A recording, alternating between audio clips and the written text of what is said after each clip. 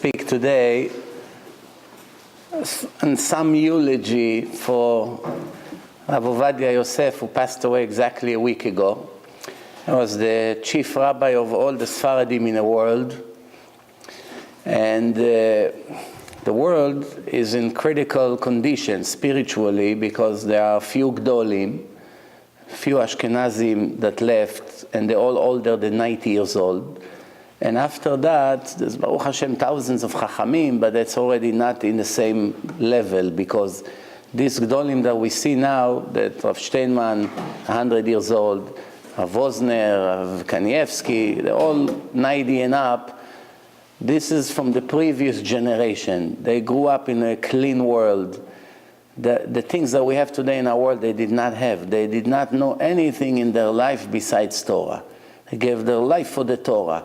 Today, Baruch Hashem, many rabbis know Torah, but they live the world. They live in the world. They merge into society, and it affects us. There's no way to prevent the effect of the secular environment and the technology and the things around us. Very difficult. We have our challenges, but they lived in a world that they don't know anything besides Torah. You ask them anything about what's happening in the new technology world, they have no idea what you're talking about. They only know one thing, that they attach to HaKadosh Baruch Hu every second of their life since they're little kids, until they reach an age that they already have grandchildren. They have known nothing besides Torah and Yirat Shamayim. Ovadia Yosef, when he was a little kid, 8 years old already, he wrote his first book. Today, when you take an average 8 years old kid, what does he know? 2 or 3 Mishnayos and to play a little baseball? What does he know, compared to what he knew 90 years ago, 85 years ago? Passed away 93. If he wrote a book 8 years old, we're talking, And then when he was in his 20s, he was already a Dayan and Beddin, the chief rabbi of Egypt, in his 20s. Just when people finish few masachtot here, he already knew the whole Torah in his 20s already. And wrote more than 50 different books. And was the biggest posek of the Sfaradim for sure, and maybe even the entire world. His memory is something that is unheard of. Every book he ever read, he remembered every line, every page. It's unhuman. They made a video about him, the secular people in Israel, about 2 years ago. And they brought a professor from Israeli secular school system. Not from Bichlal. And he said that one time he came to him to speak to him about education. And he took some book he has 70,000 books in his house. 70,000, it's like a big library. And he said to that secular professor, take the book from this room, that shelf. And the professor opened the book, and Rav Ovadia didn't have the book in his hand. And Rav Ovadia was telling him the entire page where he was everything by heart. This is a book that he saw many, many years ago. He knew every word of the book. This is what I mean, people from the previous generation. I remember one time I participated in a seminar in upstate New York. It was Shabbat. And I was in a Homo Rock hotel. It was a religious hotel. A Frum Jew owned it. So on Shabbos morning, we daven in a shul, in a hotel there, they have a shul. And there was guests from outside also, not everyone from the seminar. So there was one Syrian Jew, an ordinary person. He was a Levi. So the Gabbai say, Levi. So he say, yeah, I'm a Levi. He got up to the Torah. He got an aliyah. And then the first person who was learning made a lot of mistakes. So he wanted to learn his own aliyah. So he went to Levi and he learned. And so he's learning so well. So they told him, why don't you continue? So he learned the whole parsha. And then after that, there was maftir. He got somebody to read Haftarah. But this is all American people that they didn't grow up in yeshivot. So their reading is very bad. They make a lot of mistakes. So when the guy saw that he's learning so well, he told him, maybe you read the Haftarah. So the way it started, that the guy got an aliyah, he started to read, and every second word he was making a mistake. So I saw, in my own eyes, I saw this Syrian, maybe he was 70 years old, 75 years old. He was standing like this, looking at the window, And the entire Haftarah in Yeshaya, he told him word by word the entire Haftarah, without looking at the book, b'chlal. He saw that the guy is making mistakes, so he was telling him what to say. He has a book, and the Syrian guy, why? This was from the previous generation. It was a different world than now. The things that the kids knew, age 11, kids already tell the whole Chumash by heart. 11 years old, from Bereshit until the last, word by word, every parasha without making one mistake. This is just to show us the difference between our days to the previous generation, the way it was. Baruch Hashem, you know, the Ari said one time 500 years ago that in his generation, Maaseh Katan, a little thing, is considered like something very big in the time of the Gemara.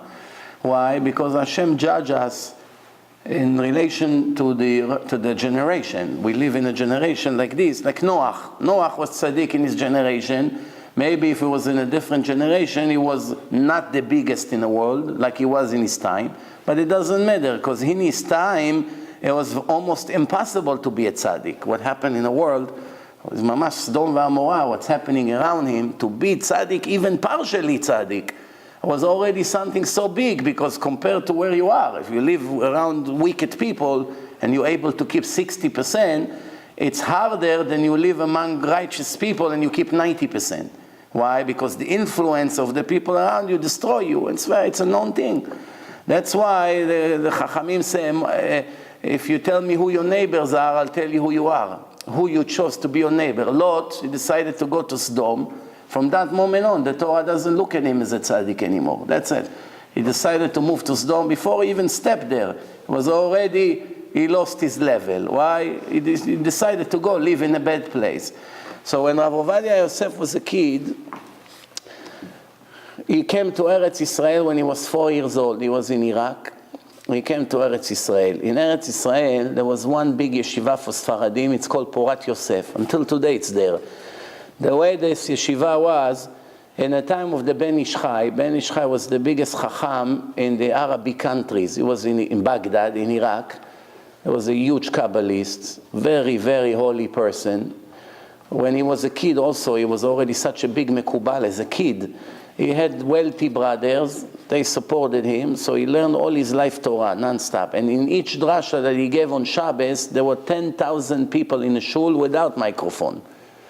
He has such a voice that mamash, everyone heard him. Everyone was coming on the Shabbos drasha.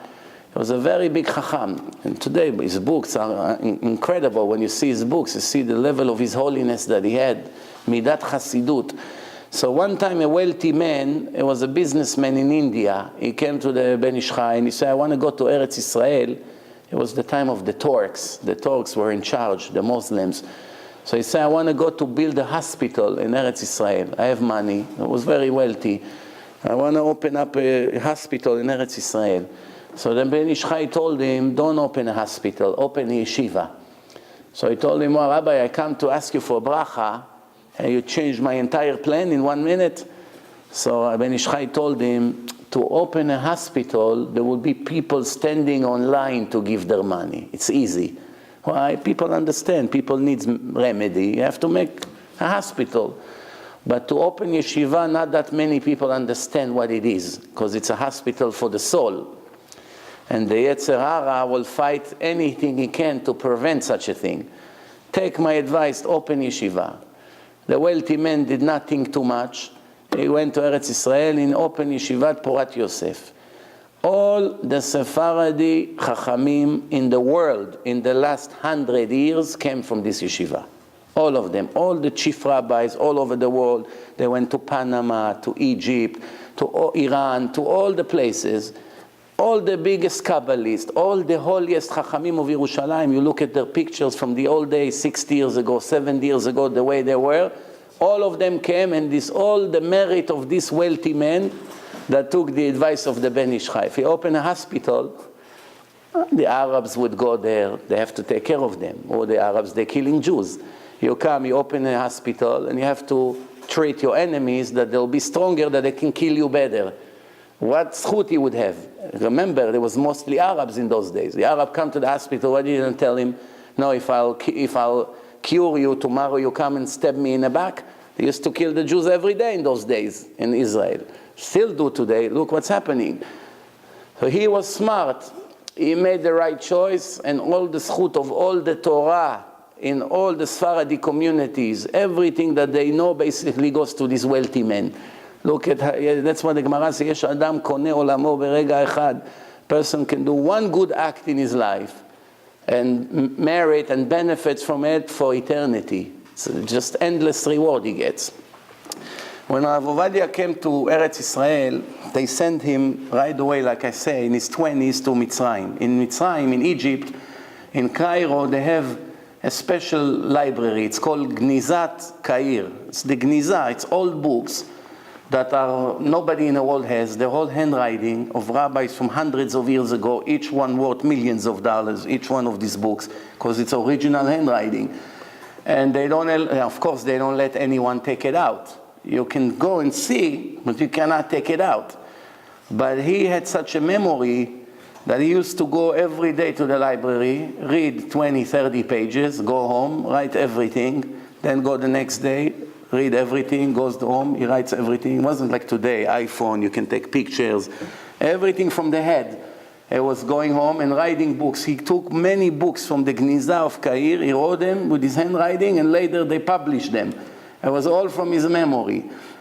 And later, when he came to Eretz Israel, you know, he became a Dayan in Petach Tikva, big, you know, in a Beit Din. And later he became the chief rabbi of Tel Aviv. And then he became the chief rabbi of Eretz Israel. And then when he retired, he became the top authority in the Torah world. I want to tell you a story that happened, and you understand this is the best eulogy for him. Many years ago, about 15 years ago, I used to give lectures in a real estate office in Queens in New York. I go to the office on Friday afternoon, 12 o'clock. I speak until 1:32, and then I go home.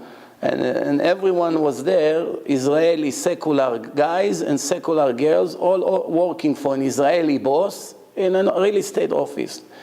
So one of my friends was working there. He got me there to speak. About a few weeks I've been speaking there, and they, Baruch Hashem, starting to make tshuva, starting to keep Shabbos, to put tefillin. So there's a major improvement in the office. They already do mincha in Arvit, already in her office. They have already 10 guys that are willing to pray mincha in Ma'ariv. So Baruch Hashem, things working well. We decided now it's time to bring them to Monsey for Shabbaton. That's where I live. We'll bring them to make Shabbaton for them, that they see what Shabbos is. That will be the last push that they need. Everyone agreed right away to come. But there was one girl, academic. She's from university. She has degrees from Israel. And she doesn't have good impression on religious people. She's very brainwashed from the secular media. So she's hesitating to come to ultra-Orthodox neighborhood, spend Shabbat there. What is it? What's between me and that? There's no connection. So everyone tell her, come, we're all going together, you should come. So she agreed to come. So they came. Friday night, in a Suda, we speak. Maybe after 2-3 hours, I said something in the name of Rav Ovadia Yosef. Now remember, you're not Israeli, so you don't really know what's happening in Israel. The secular media is very anti-religion, very anti. They don't want, they're afraid that the religion will take over. They want to be like the tarbut of the goyim. They don't want anyone to tell them what to do. So they constantly speak against, they brainwash the people against the Torah non-stop. And she was one of them. She constantly heard things, especially against Rav Ovadia Yosef, because it was the most famous, always on the television, always in the media. So they fight against him the most. So she heard so many negative things about him in her life that as soon as I mentioned his name, her eyes almost came out. She looked at me like this. She said, excuse me, this is your hero? So I said, what's the problem? So she said, I thought you educated person, you speak about science, I enjoyed your lecture so much. I didn't know you have connection with him. I don't see how you connected to him. He's from the old days and you... So I said to her, let me ask you a question. I already knew where it's come from. So I told her, who is the highest secular person that you admire the most? So she told me, Professor Aaron Barak, the chairman, the president of the Law Academy of the Israeli University. And also he taught in Harvard here, law. He's a very famous professor all over the world for law. So I said to her, okay, so he's a judge in the Supreme Court in Israel. He wrote many books. He teach how to become lawyers. Okay. So I said to her, let me ask you a question. If I go to him now and I ask him a question, two neighbors have a delegation. The wall fell and they're fighting who should build the wall. Something simple. So he would be able to tell me what's the Israeli secular law for a case like that. Yeah. But what if I ask him, can you tell me the history of the question that I just asked you all over the world, in every court for the last 1,000 years? What was the ruling in every court by any judge that ever spoke about this issue? Everything by heart. Will he be able to tell me that? She said, no, absolutely not. It's not supposed to. There is an archive. If the judge have a dilemma, he check in the archives, it goes by subjects, and he finds, and it helps him to rule. And today it's all computerized anyway, she said. He doesn't have to know. So I told her, come over here. She was sitting on the other side of the table. Come. I have all my books here on my right. I say to her, you see all these red books? She said, yes. I said, here, pull one of them out. So she pulled. I said, open it anywhere you want. So she opened the book. So I said to her, let me give you an introduction what these books are. And Rav Ovadia Yosef, when in his 50s, this story was 15 years ago, and it was almost 80. So those books were like 30 years old already. So I said to her, when he was about 50, he was sitting in a radio. Israel had 2 radio stations, secular, Reshet Aleph, Reshet Bet, that's it. And he was sitting every Friday in a studio, and people used to call live and ask the hardest question in Judaism. The hardest question that you cannot find the answers in the books, very problematic issues. People used to call him rabbis, Rashi Yeshivot. They call doctors about implants, about surgeries, about life and death, about politics, very hard questions. And he was answering everything live. And the host, every 10-15 minutes, he used to come and say, ladies and gentlemen, I want everyone to understand this is a live show. All of you can call. You're free to call. This is the number. You can call with any question you want. The rabbi answered the question. He doesn't have books here. We don't know the questions in advance. You can call and ask any question you want. So they recorded all the shows. Years later, they printed the book. It's called Yecheveh Da'at. That's the name of this series. It's very famous in all over the yeshivot today. It's called Shut, She'elot V'Tshuvot. So I told her, let's see how many sources he used in the question that you just opened. She opened in a question, if a Jew is allowed to step in Egypt. Why there's a question if a Jew is allowed to go to Egypt? It's not so simple. If we want to go now to Cairo, we want to go to Egypt to see the pyramids. It's not so simple that a Jew is allowed to go there. Why? There's a lot of questions here. First, because Hashem said to Bnei Israel when they came out of Mitzrayim, you will never return to see them ever again. Lo tashuv lirotam. You're not going to see them again. This verse, you will not see them again, it's not so clear. It can be translated in many ways. First, maybe Hashem meant only these Egyptians, Pharaoh and his nations, but they already disappeared from the world. There was a king 2,500 years ago, Sancheriv. He mixed all the nations. He made a revolution in the world. All the Goyim got mixed. Ishmael, Esav, this, everything got mixed. There's no way to know the Goy, what's his original source. Not every Arab is from Ishmael. Not every Christian is from Esav. There's no way to know. So this nation of Pharaoh, they got scattered all over the world. Nobody knows where they are. So maybe Hashem only meant the Egyptians who tortured you, Pharaoh and his nation, you will never see them again. But now, since they're not there, Arabs are sitting in Egypt, maybe we're allowed to go back to Egypt. Maybe Hashem only meant the generation that came out of Mitzrayim will not see them, but their children and on can go back, it's no problem. Maybe Hashem only meant you cannot see them if you want to go back to live there. But just to go for business or for visit and to live right away, you're allowed. There's many, many dilemmas here. So that's the question that someone asked him. There was supposedly peace between Israel and Egypt in those days. And one religious newspaper reporter, he wanted to know if he's allowed to go to Egypt to interview the President Sadat in those days. He didn't know with the Yarmulke he's allowed to go to Egypt. So he called the radio and he asked him that question and he gave him an answer. 20 pages.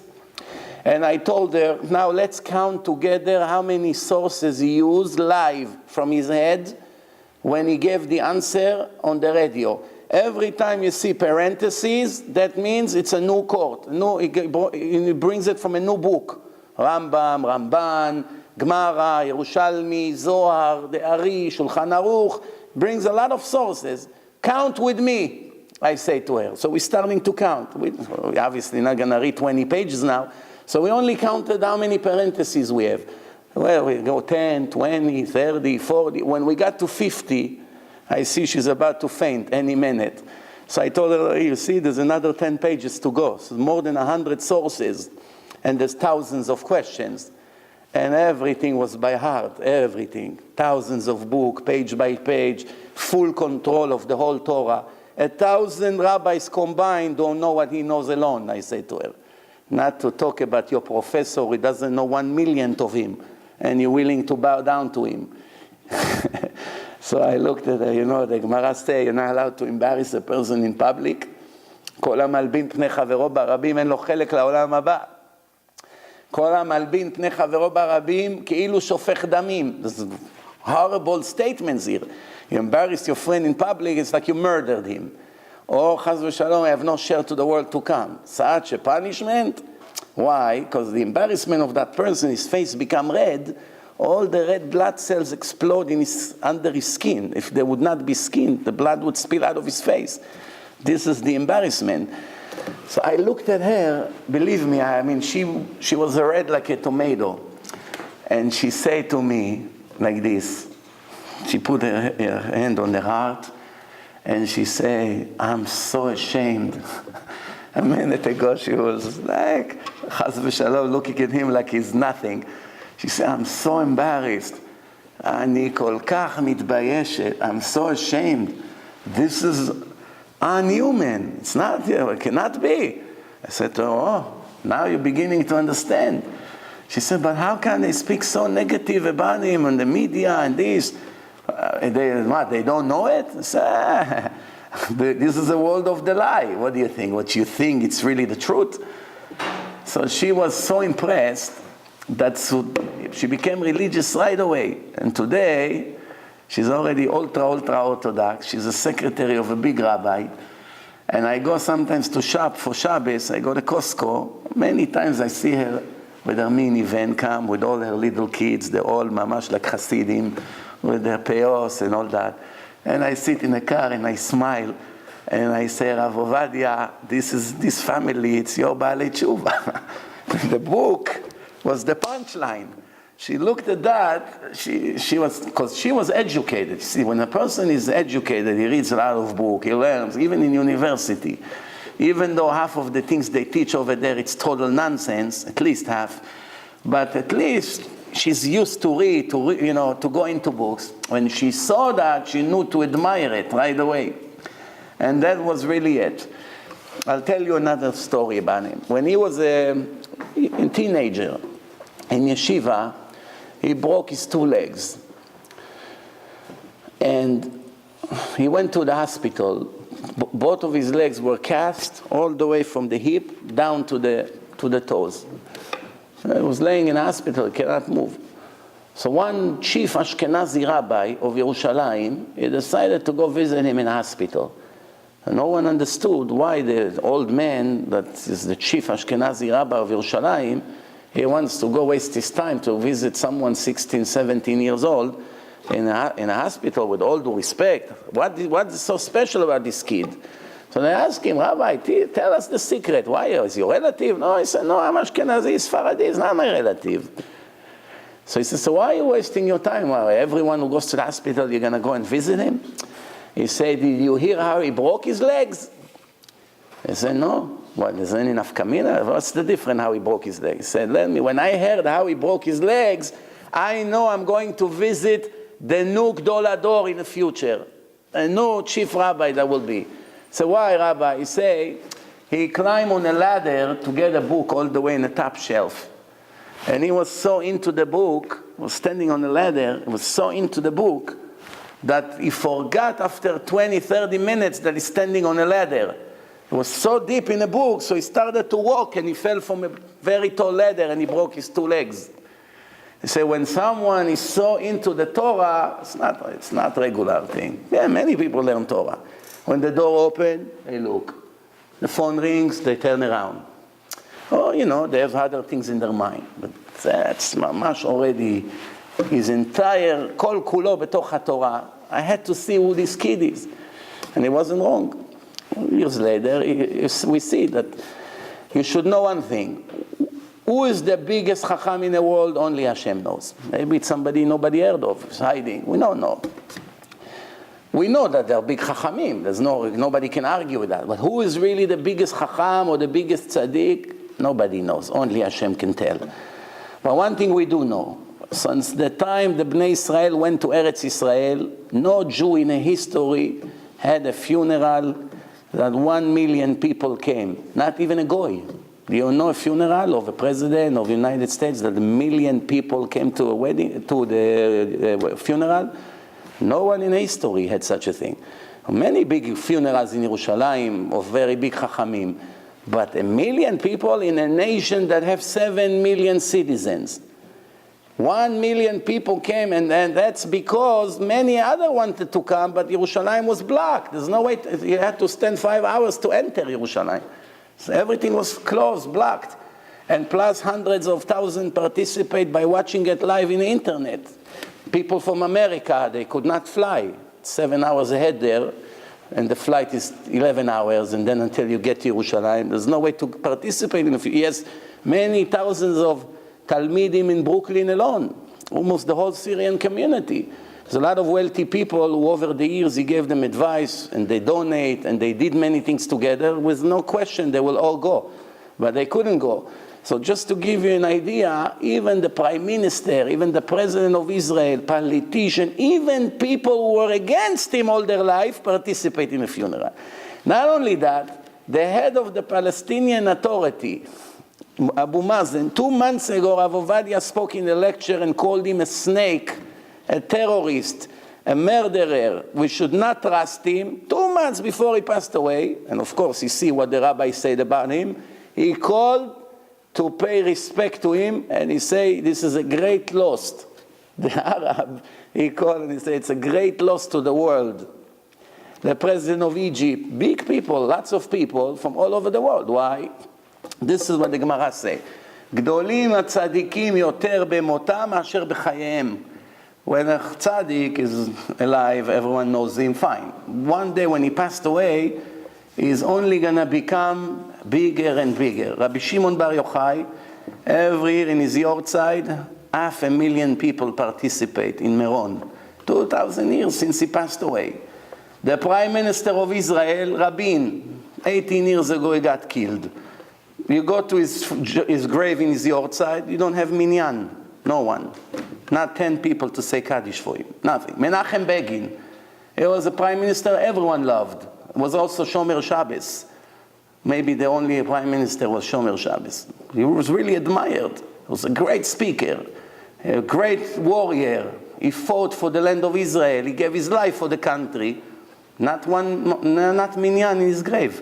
In the 3rd year after he passed away, they looked on the street for people to be mashlim minyan. But the Chachamim, that's besides how many millions of people goes to Meron in the entire year. Every day, thousands. Just on the yahrzeit alone, people go a week before and put their tent there to catch the territory next to the grave, because they know if they come in the last day, you won't be able to go to the site. They stay a week in a tent. They live in a tent that they'll be able to be there in Lag BaOmer, which is yahrzeit, right next to the grave where it is in Meron.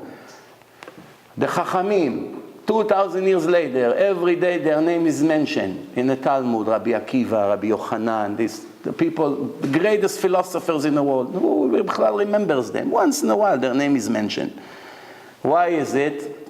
Hashem wants the whole world to see what's the power of the Kedusha and of the Torah.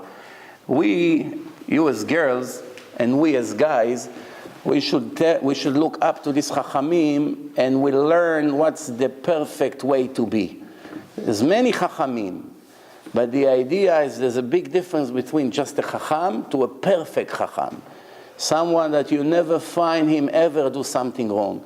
Someone that sleeps 2 hours at night, that's it. That's the way he was. Now they're telling stories. His right-hand man, the guy was walking him, Rabbi Chakak, his name. 30 years, he was a shamash. They interview him on the radio. I heard the interview, I couldn't believe. Even things we didn't know. He hardly slept. 93 years old, he was sleeping half an hour in a day and 2 hours at night. That's it. 2.5 hours. An old man like this, plus he wasn't healthy, so healthy. 2.5 hours, and all the time. He said there's not one time we participated in a lecture, in a stadium, in a big wedding or something like that, that we came home 2, 3 o'clock at night, and we, the young guys, the driver and me, we were already exhausted. We could not stand on our feet. We were falling asleep in the car on the way to Yerushalayim, and he, right away, opened the learning room for me. 2, 3 o'clock at night, after 5, 6 hours, and an old man to stand, to walk up and down the stairs, hard for him. Right away for the learning. Every night before he went to sleep, he went on his entire learning. One time he wore already his pajama, he went to bed, and then he saw that one of the things that he learned today wasn't so clear. So he took off, he got dressed again, he opened the book for another 2 hours, then when he knew he understood everything, he closed and he went to sleep. Why? They don't give discounts for themselves. That's the difference between a real successful Jew to someone who will be half enough. Why? If we're going to start give discounts, it's no big deal here, no big deal. Tznius, it's okay. Half it's also better than nothing. Learning, 80 is also good. Doesn't have to be 100. 70 is also good. Kosher, that's also good. That rabbi say it's kosher. 500 say it's not kosher, but there's somebody who say it's kosher. It's also good. Everything, it's also good. It's also good. In the end, we're left with nothing. If we aim for 100%, we'll end up with 80. If we aim for 70, we can end up in 40. It's fail. This is the key in life. Every one of you, Baruch Hashem, is still young, and time ran out. I just want to give you an advice for life. Be'ezrat Hashem, in few years, all of you should be married to good tzaddikim, talmidei chachamim.